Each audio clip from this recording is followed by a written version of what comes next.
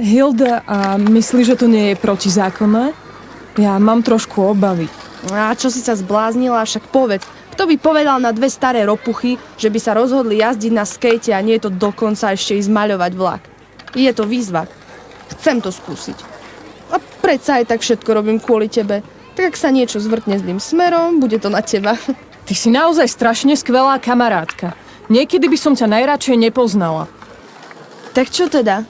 Požičiaš nám na chvíľku ten tvoj dopravný prostriedok? Júli sa už teraz krútila hlava, no v Hilde akoby ožil duch mladosti a túžobne naskočila na skate. Po 30 sekundách sa s ňou strepala ako vrece zemiakov a každý naokolo si myslel, že ju nik nezdvihne. Hilda, čo to stváraš? Si v poriadku?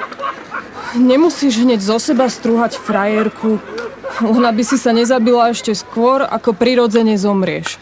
Veď k tomu už naozaj nemáš ďaleko. Myslíš si o mne, že som z cukru? Neboj sa ty nič, zvládla som to. A ak by som si aj niečo pozlámala, tak mám o dosť vyššiu poistku ako naše 2 dôchodky dokopy. Asi si istá, že nepotrebuješ ísť do nemocnice? Chlapci by nám pomohli a pri najhoršom by ťa zaviezol aj Karol.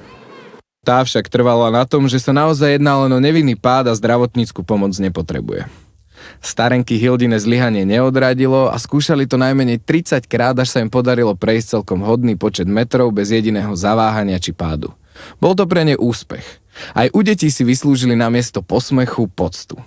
S hrdým pocitom, že sa v pláne posunuli ďalej, sa hrnuli domov. Do postele zaľahli doslova ako zabité a keďže boli ráno dohodnuté s chalanmi, museli byť už o 8:30 v parku.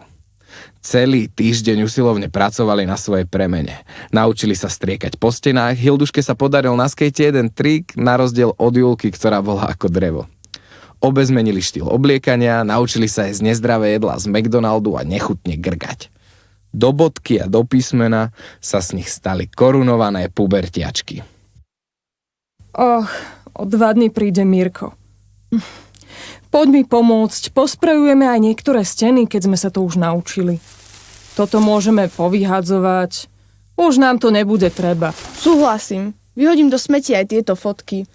Vyzeráš tam strašne. Môžeme vytlačiť nejaké zo skateparku. Čo ty na to? Skvelý nápad.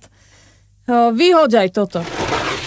Fuj, skoro som od strachu skolabovala. Pozri, aký nechutný pavúk.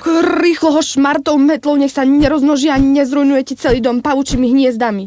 Videla som to na internete, že aj to sa deje. Neviem, či tak existuje aj u nás v dedine, ale možno ich tu niekto priniesol. Dávaj si na to pozor. No tak o tom silno pochybuje moja.